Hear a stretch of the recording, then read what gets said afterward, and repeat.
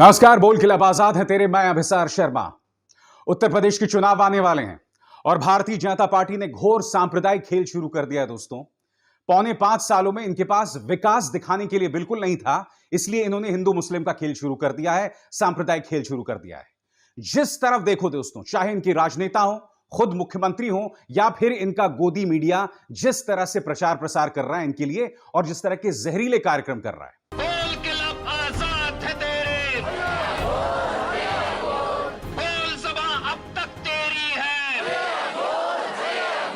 सबसे पहले मैं आपका परिचय कराना चाहूंगा उत्तर प्रदेश सरकार में मंत्री ठाकुर रघुराज सिंह से। निहायत ही विवादास्पद बयान। कहते हैं कि मदरसे जो हैं आतंकवादियों के अड्डे हैं, यहां आतंकवादियों को ट्रेनिंग दी जाती है, अगर मुझे मौका मिले तो बंद करवा दूंगा तमाम मदरसे। पहले तो मैं पूछना चाहता हूं माननीय रघुराज सिंह से, आपके पास पौने 5 साल थे, कर देते ना भाई ये। पहले मैं चाहूंगा कि आप सुनिए ये महाशय कह क्या रहे हैं, फिर मैं उसकी चर्चा करूंगा। पूरे देश के मदरसे बंद कर दूंगा। मदरसे जो हैं आतंकवादियों के अड्डे हैं, आतंकवादी की ट्रेनिंग दी जाती है। सुना आपने? इनके बयान का दूसरा हिस्सा मैं आपको बाद में सुनाऊंगा। मैं समझना चाहता हूं रघुराज सिंह से, रघुराज जी, अगर 2 मिनट के लिए मैं मान भी लूं कि इक्का दुक्का आतंकवादी इन मदरसे से निकले हों, तो निर्भया का दुष्कर्म और उनकी हत्या जिन 5 लोगों ने की थी, वो भी किसी ना किसी स्कूल से पढ़े होंगे। हो सकता है सरकारी स्कूल से पढ़े हों। तो क्या तमाम सरकारी स्कूल्स को बैन कर देना चाहिए? सिर्फ इसलिए कि चुनाव आ रहे हैं आप इस तरह से हमला कर रहे हैं? और जानते हैं, मुद्दा यह नहीं है कि इन्होंने मदरसों पर हमला किया। ध्यान से सुनिएगा मैं क्या कहने वाला हूं। मुद्दा यह है कि इन्होंने हमारे बच्चों पर हमला किया। इन मदरसों में गरीब बच्चे पढ़ते हैं और यह मान्यवर जो हैं खुलेआम कह रहे हैं कि इन मदरसों को बंद कर देना चाहिए जहां बच्चे तालीम लेते हैं। अपवाद हर जगह हो सकता है।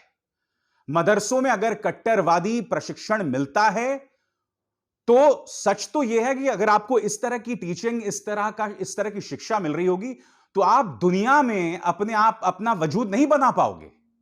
और अब देखिए दोस्तों, इनके जो उलूल जुलूल बयान की श्रृंखला में अब आगे वो केरल सरकार की बर्खास्त करने की मांग कर रहे हैं और किस तरह से कर रहे हैं आप देखिए। आज देखिए केरल में इस्लामिक बात चला रहे हैं, वहां पर हिंदू बेटियों के साथ अत्याचार हो रहा है। तो क्योंकि कम्युनिस्ट सरकार है वहां पर, तो ऐसे टाइम में मैं तो आदरणीय प्रधानमंत्री जी से निवेदन करूंगा कि केरल की सरकार को भंग करके राष्ट्रपति शासन अविलंब लगा देना चाहिए। तो कहां बात की थी मदरसों पर पाबंदी लगाने की, उसे आतंकवादी गढ़ बताने की? अब कह रहे हैं केरल सरकार पर जो है उसे बर्खास्त किया जाए। मैं साफ तौर पर कहना चाहता हूं दोस्तों, भारतीय जनता पार्टी उत्तर प्रदेश के चुनाव आते ही तमाम जहर उगल रहे हैं। इनकी जुबान पर कोई काबू नहीं है। इन्हें यह नहीं समझ आ रहा कि हमें किस तरह की बातें करनी है और बेहूदगी जो है वो लगातार जारी है। कल आप जानते होंगे कल क्या हुआ था? जेवर इंटरनेशनल एयरपोर्ट का उद्घाटन। वहां पर माननीय मुख्यमंत्री योगी आदित्यनाथ तमाम डिप्लोमैट्स के सामने उन्हें किसकी याद आई? जिन्ना की याद आई। किसकी याद आई? दंगों की याद आई। यह हमारे मुख्यमंत्री हैं दोस्तों। गर्व होता है ऐसे मुख्यमंत्री का कि राष्ट्रीय शान की पहचान जेवर इंटरनेशनल एयरपोर्ट के शिलान्यास के मौके पर इन्हें याद आ रही है जिन्ना की और दंगों की। सुनिए क्या कहा था। कि देश गन्ने की मिठास को एक नई उड़ान देगा या जिन्ना के अनुयायियों से फिर दंगा करवाने की शरारत करवाएगा, और यही तय करने के लिए आज आप सबका आह्वान करने के लिए मैं स्वयं आपके बीच यहां पर उपस्थित हुआ हूं। दोस्तों, मुझे तो ऐसा लगता है कि भारतीय जनता पार्टी को मानो किसी तरह का कोई कॉन्ट्रैक्ट मिल गया है पाकिस्तान से जिन्ना की पब्लिसिटी करने के लिए। मैं आपको मुख्यमंत्री आदित्यनाथ के 2 भाषणों का हिस्सा सुनाना चाहता हूं। एक मोन्टाज दिखाऊंगा मैं आपको और इसमें आप देखिएगा कितनी बार इन्होंने जिन्ना और तालिबान का नाम लिया है। सुनिए। तालिबान का समर्थन का मतलब आज जिन्ना का समर्थन कर रहे हैं, एक प्रकार से तालिबान का समर्थन भी कर रहे हैं। राष्ट्र नायक सरदार पटेल एक और है और दूसरी तरफ इस राष्ट्र को तोड़ने वाले जिन्ना दूसरी तरफ। तालिबान जिस क्रूरता को दुनिया ने भी देखा था, एक तरफ सरदार पटेल है जो राष्ट्र नायक है, दूसरी तरफ खलनायक के रूप में राष्ट्र तोड़क जिन्ना भी है। मजा आया? आप जानते हैं सबसे दुख की बात यह है कि दिवाली का मौका था, अयोध्या की पावन भूमि थी, वहां पर भी मुख्यमंत्री योगी आदित्यनाथ ने कहा था कि पहले की सरकारें तो मस्जिदों की और कब्रिस्तानों की दीवारें बनाते हैं, हम तो मंदिर बनाते हैं। यानी कि अयोध्या की पावन भूमि में भी इन्हें कब्रिस्तान की याद आ रही है। इतना कब्रिस्तान शमशान करेंगे तो राज किस पे करेंगे योगी जी, मुझे बताइए ना, माननीय आदित्यनाथ जी। और दुख की बात यह है दोस्तों, इन्हें पूरी मदद मिल रही है पालतू और घटिया मीडिया से। और मैं आपको बताना चाहूंगा, एनबीडीएसए ने एक आदेश निकाला है, आपकी स्क्रीन पर न्यूज नेशन का एक कार्यक्रम है जो करीब 7 नवंबर को चलाया गया था। हिंदुओं को मुसलमान बनाने की इंटरनेशनल साजिश, यह कार्यक्रम चलाया गया था। एनबीडीएसए ने आदेश दिया है कि इस कार्यक्रम को हटाइए, भ्रामक कार्यक्रम है, पूरी तरह से पक्षपाती। और आपको याद होगा एनबीडीएसए ने इससे पहले टाइम्स नाउ और जी न्यूज के भी कार्यक्रम हटाने के आदेश दिए थे। टाइम्स नाउ ने हमारे किसानों को बदनाम करने का प्रोग्राम चलाया था। टाइम्स नाउ ने दिल्ली दंगों पर भ्रामक कार्यक्रम चलाया था और उसको लेकर एनबीडीएसए का आदेश आया था। और जी न्यूज ने जिस तरह से हमारे किसानों को खालिस्तानी आतंकवादी बताया था और यह झूठ बोला था कि लाल किले में तिरंगे को हटाकर खालिस्तानी झंडा लगाया गया है, इस पर भी एनबीडीएसए का आदेश था कि इसे हटाइए। दोस्तों मैं आपको बतलाना चाहता हूं, जिस तरह का जहर चल रहा है, और यह जहर सिर्फ और सिर्फ उत्तर प्रदेश चुनावों से जुड़ा हुआ है। एक एक करके आपकी स्क्रीन पर, गन्ना वर्सेस जिन्ना पर जंग यह कल ही प्रोग्राम चला है दोस्तों, न्यूज 18, देश के दूसरे सबसे धनी आदमी न्यूज 18 का कार्यक्रम। दोस्तों आगे देखिए, एक ही एंकर, एक ही कार्यक्रम, और देखिए दोस्तों पूरा तवज्जो, पूरा फोकस क्या है, महंत के खिलाफ महागठबंधन। फिर देखिए Yogi versus all, Mahant versus Akhilesh versus Owaisi versus Jayant. और ये देखिए गठबंधन या लठबंधन, यानी कि दूसरे गठबंधन करें तो वो लठबंधन कहलाए, और अगर खुद गठबंधन करें तो वो गठबंधन कहलाए। और देखिए दोस्तों और भी, जिन्नावादी वर्सेस राष्ट्रवादी, योगी वर्सेस अब्बाजान प्लस चचाजान प्लस भाईजान।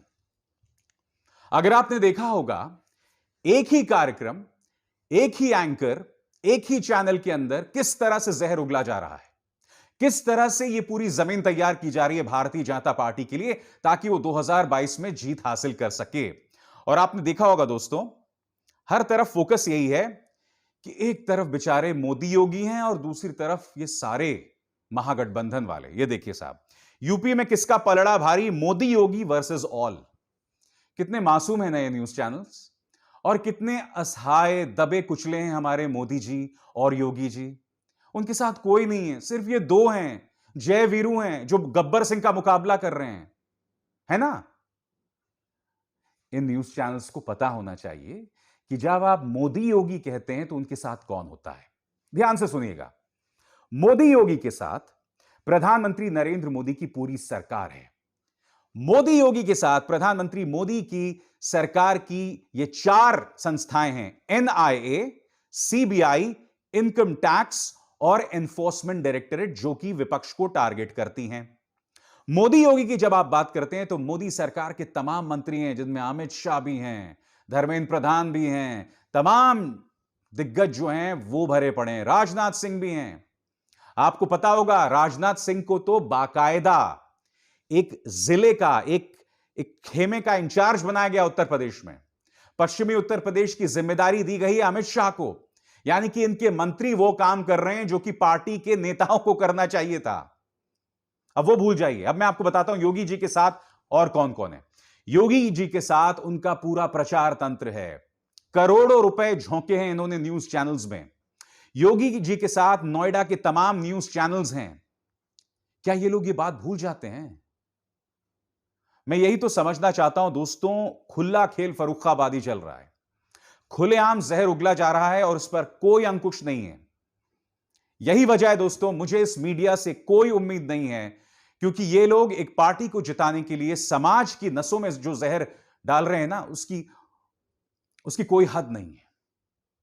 अब मैं आपको एक और चीज बताता हूं दोस्तों, देश का सबसे ज्यादा देखे जाने वाला न्यूज चैनल इनके कार्यक्रमों में, इनके 2 कार्यक्रमों में कांग्रेस के 2 प्रवक्ताओं को बाहर कर दिया गया। कौन से 2 प्रवक्ता? आपकी स्क्रीन पर जीतू पटवारी और सुप्रिया सुनेत, दोनों को बाहर कर दिया गया। क्यों? क्योंकि ये जो सवाल पूछ रहे थे भारतीय जनता पार्टी के प्रवक्ताओं से, ये जो सवाल पलटकर इनके एंकर्स से पूछ रहे थे, इनके पास उसके जवाब देने की हिम्मत नहीं थी। तो इन्होंने क्या किया? दोनों ही प्रवक्ताओं को बाहर कर दिया। जीतू पटवारी क्या कह रहे हैं आपके सामने? सबसे बेहतरीन नजर वो है जो अपनी कमियों को देख सके, क्योंकि नींद तो रोज खुलती है लेकिन आंखें कभी कभी। अरुण पुरी जी, मैंने प्रयास किया था आज तक की एंकर का सच से साक्षात्कार करवाऊं, लेकिन एंकर की झुंझलाहट ने आज तक की निष्पक्षता पर फिर सवाल उठा दिया। नीचे लिखा है खिसियानी बिल्ली। और इसी तरह से आप देख सकते हैं सुप्रिया सुनेत भी कह रही हैं, उन्हें भी एक एंकर ने बाहर का रास्ता दिखला दिया। मैं कुछ और कहना चाहता हूं। फिर से देखिए दोस्तों, ये जो मैंने आपको दिखाया था कुछ देर पहले, कल ही ये प्रोग्राम चला है न्यूज 18 पर, गन्ना वर्सेस जिन्ना पर जंग। और इसमें तस्वीर किसकी दिखाई दे रही है? प्रमोद कृष्णन की, आचार्य प्रमोद कृष्णन की, जो कि कांग्रेस के नेता भी हैं। जब आपको गोदी मीडिया इस तरह से बाहर निकाल देता है तो आप इन न्यूज चैनल्स में क्यों जाते हैं? आपकी ऐसी क्या मजबूरी है? मैं ये तो समझना चाहता हूं कि क्या इन न्यूज चैनल्स पर दिखना कांग्रेस के नेताओं के लिए इतना जरूरी है? खासकर वो न्यूज चैनल्स जिनकी फितरत, जिनका चरित्र किसी अपराधी से कम नहीं है। इन लोगों ने, इनमें से कांग्रेस के एक एंकर को जिसने निकाला, उस पर मीटू के भी आरोप लगे थे। तो यहां मैं आपसे यह कहना चाहता हूं कि कृपया इस बात पर अवलोकन करें, इस बात पर आत्ममंथन करें कि आपको इन न्यूज चैनल्स में जाना है या नहीं जाना, क्योंकि ये न्यूज चैनल्स सिर्फ और सिर्फ जहर उगलने का काम करते हैं और कुछ नहीं। मगर बोल कि लब आजाद है तेरे का फलसफा यही है कि सच आपके सामने लाना बेबाकी से, बगैर डरे। और यह काम न्यूज क्लिक पर मैं लगातार करता रहूंगा। नमस्कार।